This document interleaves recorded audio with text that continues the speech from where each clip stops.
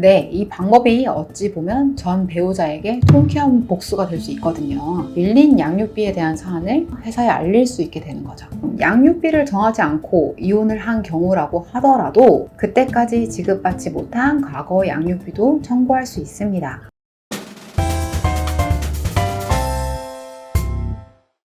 안녕하세요. 이혼 전문 조유라 변호사입니다. 왜 이혼은 현실이라고 하잖아요. 이혼을 결심한 순간 앞으로 닥쳐올 현실에 미리 대비하셔야 할 텐데요. 오늘은 그 중에서도 양육비에 대해 이야기해볼까 합니다. 2021년 여성가족부에서 조사한 한부모 가족 실태조사에 의하면 양육비를 받지 못하는 비율이 72%에 달한다고 합니다. 10쌍이 이혼하면 그중 7명 이상이 배우자로부터 양육비를 지급받지 못하고 있다는 뜻인데요. 내 자녀를 올바르게 키우고 교육해야 하는데 필요한 양육비, 어떻게 받아낼 수 있을까요? 양육비 이행명령은 1회라도 양육비를 지급하지 않으면 법원에 바로 신청할 수 있는 제도입니다. 이행명령을 신청하면 법원에서는 비양육자에게 양육비를 지급하라는 명령문을 송달하게 되는데요. 그럼에도 불구하고 양육비를 지급하지 않는 경우라면 1,000만 원 이하의 과태료 처분을 할 수 있습니다. 이후에도 정당한 사유 없이 양육비를 지급하지 않는다면 30일 범위 내에서 유치장 감치 명령을 할 수 있습니다. 감치 명령을 받은 뒤에도 양육비를 지급하지 않는다면 운전면허 정지가 이뤄질 수 있고요. 미지급 양육비가 5,000만 원 이상이라면 출국 금지가 이루어질 수 있습니다. 또한 명당 공개와 같은 법적 제재도 가능합니다. 두 번째 방법은 직접 지급 명령인데요. 예를 들어 전 배우자가 따박따박 월급이 나오는 급여 소득자다. 이런 경우에는 직접 지급 명령을 통해 양육비를 받아낼 수 있습니다. 사실 이 경우가 가장 쉬운 케이스인데요. 우리가 법원에 직접 지급 명령을 신청하면 월 고정 수익이 있는 배우자의 직장 급여에서 정해진 양육비만큼 공제하고 지급됩니다. 우리가 월급을 받을 때 4대 보험이나 소득세 등 세금을 차감하고 받잖아요. 그런 형식과 동일하다고 생각하면 되세요. 직접 지급 명령은 2회 이상 양육비가 지급되지 않았을 경우에 활용할 수 있고요. 법원에서 야, 너 양육비 지금부터 따박따박 지급해 라는 명령이 떨어진 순간부터 아이가 성년이 되는 시점까지 걱정하지 않고 정기적으로 받아낼 수 있다는 점이 장점입니다. 그리고 2회 이상 양육비를 연속적으로 지급받지 못한 경우에 신청 가능하냐?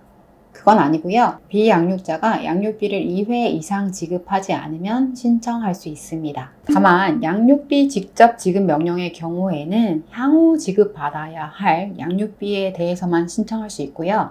과거에 받지 못한 양육비, 즉 과거 양육비는 직접 지급 명령을 통해 지급받을 수 없는 점 유의해 주시기 바랍니다. 그럼 변호사는 만약 직접 지급 명령이 떨어졌다면 회사에서 전 배우자가 양육비를 체납하고 있었다는 사실도 알게 되겠네요. 네, 이 방법이 어찌 보면 전 배우자에게 통쾌한 복수가 될 수 있거든요. PD님께서 말씀하신 것처럼 법원에서 명령이 떨어지면 관련 서류를 직접 회사에 송달을 하게 되어 있어요. 그래서 밀린 양육비에 대한 사안을 간접적이나마 회사에 알릴 수 있게 되는 거죠. 여러분, 상대방이 아무리 양육비를 지급하지 않는 나쁜 부모라고 하더라도 이 사실을 당사자가 직접 상대방의 회사에 알리거나 제3자에 알릴 경우 형사상 명예훼손에 해당될 가능성이 매우 높습니다. 반면 양육비 직접 지급 명령을 통해서는 이러한 명예훼손죄의 성립 이슈가 전혀 없이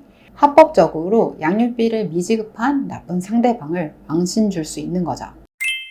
세 번째 방법으로 양육비 담보 제공 명령 신청 및 양육비 일시금 지급 명령 신청이 있습니다. 비양육자가 직장인이 아니라 자영업자, 프리랜서처럼 수입이 들쑥날쑥한 경우라면 양육비 직접 지급 명령 신청이 아니라 양육비 담보 제공 명령 신청을 통해 양육비 지급을 청구할 수 있습니다. 양육비 담보 제공 명령 신청이란 법원에 정당한 사유 없이 양육비를 지급하지 않는 상대방에 대해 일정한 금전, 유가증권과 같은 담보물을 제공하도록 요청드리는 것입니다.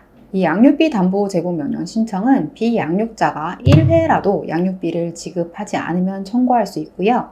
양육비 지급 명령에 따라 비양육자가 담보물을 제공하면 자녀의 양육권자는 위 담보물을 처분한 금원으로 양육비를 지급받게 되는 구조입니다. 만약 비양육자가 법원의 담보 제공 명령에도 불구하고 담보물을 제공하지 않으면 과태료 처분이 이뤄질 수 있고요. 양육비를 일시금으로 지급하라는 명령이 내려질 수 있습니다. 일시금 지급 명령에도 불응하는 경우에는 감치에 처해질 수 있습니다. 양육비 일시금 지급 명령이 있으면 양육자 입장에서는 더 이상 비양육자가 양육비를 지급하지 않는 상황을 걱정하지 않아도 되니 아무래도 더 이상 조마조마하지 않고 안정적으로 자녀를 양육할 수 있겠죠. 다만 양육자가 양육비를 일시금으로 지급받아 놓고 이를 자녀 양육이 아닌 다른 곳에 써버리는 그런 사정도 고려해야 하다 보니 양육비 일시금 지급 명령 신청은 비양육자가 양육비를 지급하지 않는 경우 바로 신청할 수 있는 것이 아니라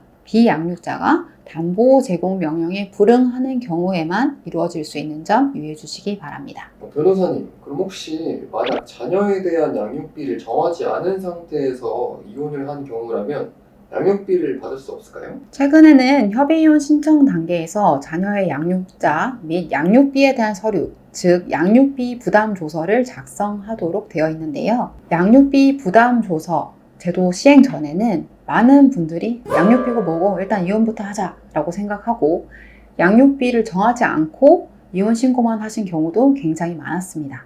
이처럼 양육비를 정하지 않고 이혼을 한 경우라고 하더라도 장래의 양육비를 정해달라고 법원에 요청할 수 있고요. 그때까지 지급받지 못한 과거 양육비도 청구할 수 있습니다. 통상 지급해야 할 양육비가 정해져 있는 경우라면 양육비 지급 청구권은 일반 채권으로 10년의 소멸시효가 적용되는데요. 양육비 부담 조서 시행 전 비양육자가 지급해야 할 양육비가 정해지지 않은 경우에는 소멸시효가 적용되지 않습니다. 즉, 비양육자가 부담해야 할 양육비가 정해지지 않은 상황이라면 양육자는 언제든지, 즉 자녀가 성년이 된 이후에도 양육비를 지출한 지 10년이 지나서도 비양육자에게 양육비 지급 청구를 할 수 있다는 것입니다.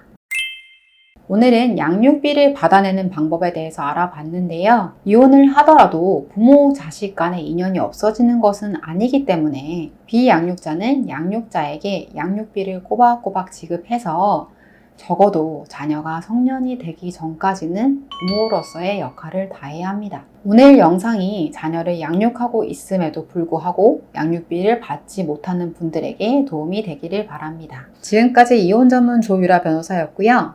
다음 영상에는 조금 더 유익한 정보로 찾아뵙도록 하겠습니다. 시청해주셔서 감사합니다.